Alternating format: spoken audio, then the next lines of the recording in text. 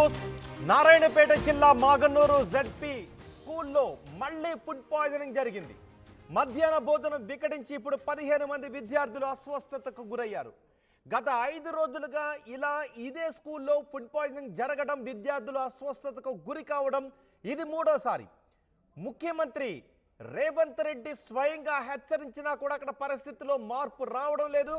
ఇప్పటికే పలు జిల్లాలలో పాఠశాలల్లో విద్యార్థులకు వడ్డించే భోజనం అపరిశుభ్రంగా ఉంటుంది, పురుగులు వస్తున్నాయంటూ పెద్ద ఎత్తున ఆందోళన వ్యక్తం చేస్తున్నారు. ఈరోజు ఆదిలాబాద్ జిల్లాలో కూడా ఫుడ్ పాయిజన్తో ఒక హాస్టల్ విద్యార్థి మృతి చెందిన విషాదకర ఘటన చోటు చేసుకుంది.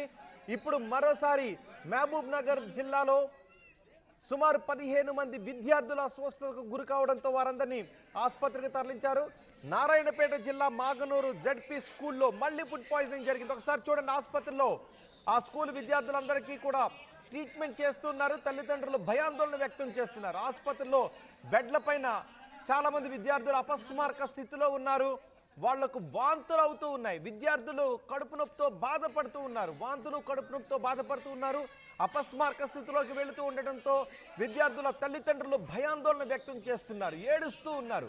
మధ్యాహ్న భోజనం వికటించి 15 మంది విద్యార్థులు అస్వస్థతకు గురయ్యారు. 5 రోజుల క్రితం ఇదే పాఠశాలలో మధ్యాహ్న భోజనం వికటించి 50 మంది విద్యార్థులు అస్వస్థతకు గురయ్యారు. ఈరోజు అటు ఆదిలాబాద్ జిల్లాలో కూడా ఫుడ్ పాయిజనింగ్ కారణంగా ఒక విద్యార్థి మృతి చెందిన ఘటన చోటు చేసుకుంది. 5 రోజుల వ్యవధిలో 3 సార్లు ఫుడ్ పాయిజన్ జరిగింది అంటే పరిస్థితి ఎలా ఉందో అర్థం చేసుకోవచ్చు. అటు ప్రతిపక్షాలు కూడా మధ్యాహ్న భోజనంలో పురుగులు వస్తూ ఉన్నాయి, అపరిశుభ్రంగా వండుతూ ఉన్నారు, అపరిశుభ్ర వాతావరణంలో వండుతూ ఉన్నారు, అపరిశుభ్ర ముడి సరుకుతో వండుతూ ఉన్నారు. బియ్యం పురుగులు పట్టిన బియ్యంతో, పురుగులు పట్టిన కాయగూరలతో ఇలా వండుతూ ఉన్నారు అని చెప్తూ ఉన్నారు. ఇప్పుడు మీరు ఆర్టీవీ స్క్రీన్ పైన రెండో బాక్స్లో చూస్తున్న ఈ విద్యార్థిని ఆదిలాబాద్ జిల్లాలో హాస్టల్లో ఉంటూ చదువుకుంటుంది. హాస్టల్ భోజనం వికటించడంతో ఆ విద్యార్థిని ఇప్పుడు లేదు. ఇప్పుడు మీరు రెండో బాక్స్లో చూస్తున్న ఆ విద్యార్థిని కన్ను మూసింది. ఆ విద్యార్థిని చనిపోయింది. కారణం ఫుడ్ పాయిజన్ కారణంగానే. ఇప్పటికే పరిశుభ్ర భోజనం అందించాలి, ఆరోగ్యకరమైన ఆహారాన్ని అందించాలి అని పెద్ద ఎత్తున డిమాండ్లు చేస్తున్నప్పటికీ కూడా అధికారుల స్థాయిలో స్కూళ్లలో మార్పులు రావడం లేదు. ఈ కారణంగా ఆదిలాబాద్ జిల్లాలో ఇప్పుడు మీరు రెండవ బాక్స్లో చూస్తున్న విద్యార్థిని ఆహారం తీసుకున్న కొద్దిసేపటికే ఆ ఆహారం విషంగా మారి ఆమె చనిపోయింది. ఇప్పుడు ఆదిలాబాద్ మహబూబ్ నగర్ జిల్లాలోనూ అలాంటి ఘటన చోటు చేసుకుంది. దీంతో నారాయణపేట జిల్లా, ఉమ్మడి మహబూబ్ నగర్ జిల్లా, నారాయణపేట జిల్లా మాగనూరు జెడ్పీ స్కూల్లో ఫుడ్ పాయిజన్ కారణంగా 15 మంది విద్యార్థులు ఇప్పుడు ఆసుపత్రిలో అపస్మారక స్థితిలో ఉన్నారు. కొంతమంది విద్యార్థులు వారికి ట్రీట్మెంట్ అందిస్తూ ఉన్నారు. 5 రోజుల వ్యవధిలో 3 సార్లు ఇలాంటి ఘటన చోటు చేసుకోవడం చర్చనీయాంశంగా మారింది, ఆందోళన కలిగిస్తోంది. కలెక్టర్ హెచ్చరించారు, ముఖ్యమంత్రి రేవంత్ రెడ్డి హెచ్చరించారు. మొదటి రోజే సుమారు 70 మందికి పైగా అస్వస్థతకు గురయ్యారు. ఆ తర్వాత మరోసారి చోటు చేసుకుంది. ఈరోజు మరోసారి ఫుడ్ పాయిజన్ కారణంగా విద్యార్థులు చూడండి, ఒకసారి వాళ్ళ కంటనీరు పెడుతూ అపస్మారక స్థితిలోకి వెళుతూ ఉన్నటువంటి పరిస్థితి. వాంతులు విరోచనాలు అవుతూ ఉన్నాయి, కడుపు నొప్పి వస్తూ ఉంది. వాళ్ళంతా ఫుడ్ పాయిజన్ కారణంగా ఇప్పుడు ఆసుపత్రి పాలయ్యారు. స్కూల్లో ఆడుతూ పాడుతూ చదువుకోవాల్సిన విద్యార్థులు ఫుడ్ పాయిజనింగ్ కారణంగా ఆసుపత్రి పాలై చావు బతుకుల మధ్య ఉన్నారు. వాళ్ళ తల్లిదండ్రులు ఆందోళనకు గురవుతున్నారు. వారందరికీ కూడా వెంటనే అధునాతన చికిత్సను అందించాలి, మెరుగైన చికిత్సను అందించాలి అంటూ ప్రభుత్వం ఆదేశాలు కూడా జారీ చేసింది. ప్రస్తుతం ప్రాథమిక ఆరోగ్య కేంద్రంలో వారందరికీ చికిత్సను అందిస్తూ ఉన్నారు. మా ప్రతినిధి మణికంఠతో మాట్లాడదాం. మణికంఠ ప్రస్తుతం ఆసుపత్రి దగ్గర నుంచి పూర్తి సమాచారం అందించడానికి సిద్ధంగా ఉన్నారు. మణికంఠ, అసలు ఏం జరుగుతోంది? గత 5 రోజుల్లో 3వసారి ఇలాంటి ఘటన జరిగింది అంటే మనం అర్థం చేసుకోవచ్చు. అసలు నారాయణపేట జిల్లాలో మధ్యాహ్న భోజనంలో ఎందుకు ఈ రకమైన ఫుడ్ పాయిజనింగ్ జరుగుతోంది? విద్యార్థుల పరిస్థితి ఎలా ఉంది? మాగనూరు ప్రభుత్వ పాఠశాలలో వరుసగా ఫుడ్ పాయిజన్స్ జరుగుతున్న నేపథ్యంలో అటు విద్యార్థులు కావచ్చు, వారి తల్లిదండ్రులంతా కూడా ఆందోళన చెందుతున్నటువంటి పరిస్థితి. దాదాపుగా 5 రోజుల క్రితం ఫుడ్ పాయిజన్ జరిగిన నేపథ్యంలో దాదాపుగా 70 మంది విద్యార్థులంతా కూడా అస్వస్థతకు లోనయ్యారు. అందులో 15 మంది కండిషన్ అంతా కూడా కొంత సివియర్ గా ఉన్న నేపథ్యంలో వారందరినీ కూడా మహబూబ్నగర్ జనరల్ ఆసుపత్రికి తరలించినటువంటి పరిస్థితి. ఇక్కడ మహబూబ్నగర్ జనరల్ ఆసుపత్రిలో కూడా దాదాపుగా 3 రోజుల పాటు చికిత్స అనంతరం వారంతా కోలుకొని ఇళ్లకు వెళ్ళిపోయారు. సో ఎప్పుడైతే ఫుడ్ పాయిజనింగ్ ఘటన జరిగిందో అప్పుడే రాష్ట్ర ముఖ్యమంత్రి స్పందించారు. ఎందుకంటే సొంత జిల్లాలో ఫుడ్ పాయిజన్ జరిగిన నేపథ్యంలో రాష్ట్ర ముఖ్యమంత్రి స్పందించి పూర్తిగా దానిపై బాధ్యులపై చర్యలు తీసుకోవాలి, ఇటువంటి ఘటన మళ్ళీ పునరావృతం కాకుండా చర్యలు తీసుకోవాలనేటటువంటి ఆదేశాలు జారీ చేసిండు. ఆ మరునాడే ఆర్టీవీ క్షేత్రస్థాయిలో ఎక్కడ ఫుడ్ పాయిజన్ జరిగింది, ఏ విధంగా జరిగిందని తెలుసుకునేందుకు వెళ్లిన సందర్భంలో అక్కడ ఎవరైతే ఆర్డీఓ కావచ్చు, డిఓ కావచ్చు, ఎంపీడీఓ కావచ్చు, ఈ అధికారులంతా ఉండి వారి పర్యవేక్షణలోనే మధ్యాహ్న భోజనం పిల్లలకు ప్రిపేర్ చేస్తున్నటువంటి పరిస్థితి. ఆ సందర్భంలో పూర్తిగా ఆర్టీవీ ఒక్కసారిగా బియ్యంలో పురుగులున్నటువంటి విషయాన్ని గమనించి అక్కడ ఉన్నటువంటి సంబంధిత అధికారుల దృష్టికి తీసుకెళ్లడం జరిగింది. బియ్యంలో పురుగులున్నాయి, నిన్ననే ఫుడ్ పాయిజన్ అయింది, మళ్ళీ పురుగుల బియ్యంతో అన్నం వండుతున్నారు అనేటటువంటి ప్రశ్నలు రేకెత్తిన నేపథ్యంలో కడిగితే వెళ్ళిపోతాయనేటటువంటి ఒక నిర్లక్ష్యపు సమాధానం ఇవ్వడం జరిగింది.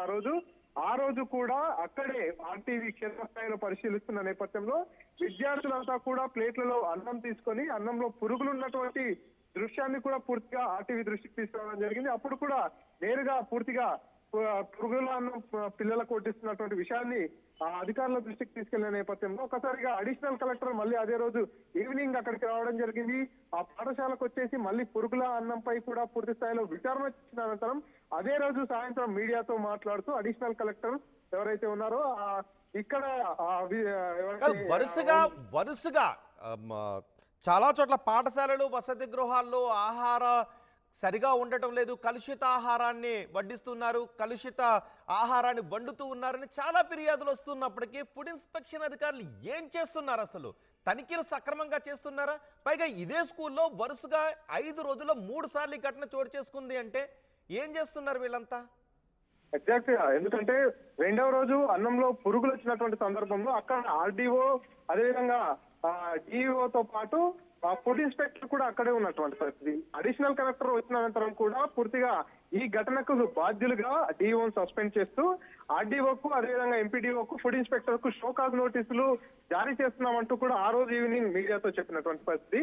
ఆ మరునాడే ఒకసారిగా సస్పెన్షన్ కూడా ఎత్తివేశారు. సో మళ్ళీ కేవలం ఒక 4 రోజులు గడుస్తుంది, మళ్ళీ అక్కడ ఫుడ్ పాయిజన్ కావడం జరిగింది. విద్యార్థులంతా కూడా కంటతడి పెడుతున్నటువంటి పరిస్థితి. కొంతమంది వామిటింగ్స్ అవుతుంటే మరి కొంతమందికి కడుపు నొప్పితో బాధపడుతున్నటువంటి పరిస్థితి. ఉడకని ఏవైతే వంటకాలు ఉంటాయో వాటిని కారణంగానే ఇదంతా జరుగుతుందంటూ కూడా విద్యార్థులు చెప్పుకొస్తున్నారు. ఆ పాఠశాలలో ఫుడ్ పాయిజన్ ఘటన రాష్ట్ర వ్యాప్తంగా కలకలం సృష్టించింది. ఆ తర్వాత మరునాడే అన్నంలో పురుగులు దర్శనమిచ్చాయి. సో ఇంత జరిగినా కూడా అక్కడంతా కూడా ఒక నిర్లక్ష్యంగానే ఉన్నట్టుగా చాలా స్పష్టంగా తెలుస్తుంది. ఎందుకంటే ఒకవైపు రాష్ట్ర ముఖ్యమంత్రి రెస్పాండ్ అయ్యాడు, జిల్లా కలెక్టర్ క్షేత్రస్థాయిలో అక్కడికి వచ్చి పరిశీలించి వెళ్ళడం జరిగింది. తర్వాత అడిషనల్ కలెక్టర్ కూడా అక్కడికి వచ్చి పూర్తిగా అన్ని పరిశీలించినటువంటి పరిస్థితి. ఇంత జరిగినప్పటికీ కూడా మళ్ళీ కేవలం 4-5 రోజుల గడువులోనే మరొకసారి ఉడకని భోజనం విద్యార్థులకు ఇచ్చారు. దాని కారణంగానే వారంతా వాంతులు అదేవిధంగా కడుపు నొప్పితో ఏడుస్తూ బాధపడుతూ కూడా అందరూ ఆసుపత్రికి వెళ్తున్నటువంటి పరిస్థితి. సో మొత్తానికి మాగనూరు ప్రభుత్వ పాఠశాలలో ఎందుకు ఇదంతా జరుగుతుందనేది అయితే ప్రస్తుతం చర్చనీయాంశంగా మారింది. ఎప్పుడైతే పురుగుల అన్నం వచ్చినటువంటి సందర్భంలోనే పూర్తిగా అక్కడ ఉన్నటువంటి అధికారులంతా కూడా ఆ బియ్యాన్ని అంతా కూడా మార్చేసినటువంటి పరిస్థితి. నాణ్యతతో కూడినటువంటి బియ్యాన్ని తీసుకొస్తున్నామంటూ కూడా పాత స్టాక్ ఉన్నటువంటి బియ్యాన్ని అంతా కూడా తరలించి కొత్త స్టాక్ బియ్యాన్ని తీసుకొచ్చారు. మళ్ళీ ఇప్పుడు బియ్యంలో పురుగులు లేదు, అన్నంలో పురుగులు లేదు, కానీ ఉడకని భోజనం, ఉడకని కూరగాయలు చేశారు. దాని కారణంగానే మాకు కడుపు నొప్పితో పాటు వామిటింగ్స్ అవుతున్నాయి అంటున్నారు. వంటలు చేస్తున్నటువంటి ఏజెన్సీని కూడా రద్దు చేశారు, అక్కడ ఉండేటటువంటి హెడ్ మాస్టర్ ని కూడా సస్పెండ్ చేశారు. అయినప్పటికీ కూడా పిల్లలకు వడ్డించాల్సినటువంటి భోజనం పట్ల పూర్తిగా నాణ్యత కరువైపోతుంది. పాఠశాలకు విద్యార్థులను పంపించాలంటేనే కూడా భయంతో తల్లిదండ్రులంతా కూడా మధ్యాహ్నం కొంతమంది అస్వస్థతకు గురైన విద్యార్థుల పరిస్థితి ఎలా ఉంది?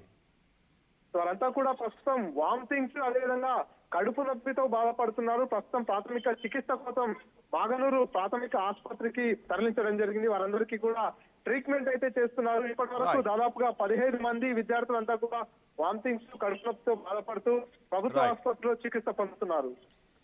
రైట్ మణికంఠ, నారాయణపేట జిల్లా మాగనూరులో మరోసారి ఫుడ్ పాయిజన్ చోటు చేసుకుంది.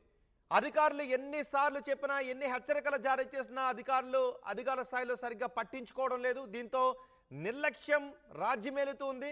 దీంతో మరోసారి ఈరోజు ఫుడ్ పాయిజనింగ్ జరిగి 15 మంది విద్యార్థులు అస్వస్థతకు గురై ఆసుపత్రిలో చికిత్స పొందుతున్నారు.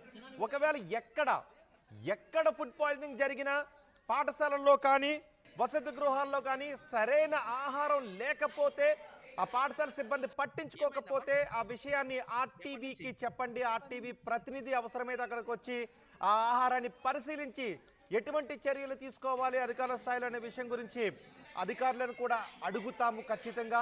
కాబట్టి ఒకవేళ కలుషితమైన ఆహారాన్ని వండుతూ ఉంటే అధికారులకు మీరు ఫిర్యాదు చేసినా పట్టించుకోకపోతే ఆర్టీవీకి ఆ విషయాన్ని ఫిర్యాదు చేయండి, మేం పట్టించుకుంటాం.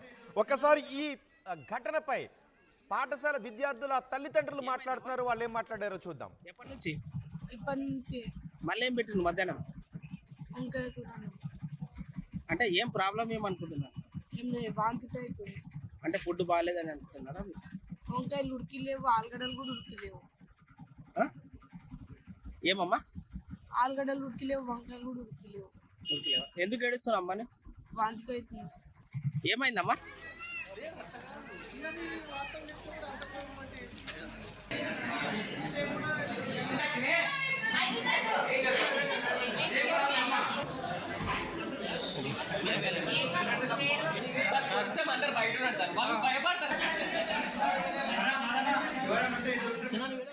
ఆర్టీవీ యాప్ వార్తల్ని క్షణాల్లో చదివే అవకాశం ఉంటుంది. ఒక న్యూస్ పేపర్, ఒక టెలివిజన్ ఛానల్ మీ చేతుల్లో ఎప్పుడూ ఉంటాయి.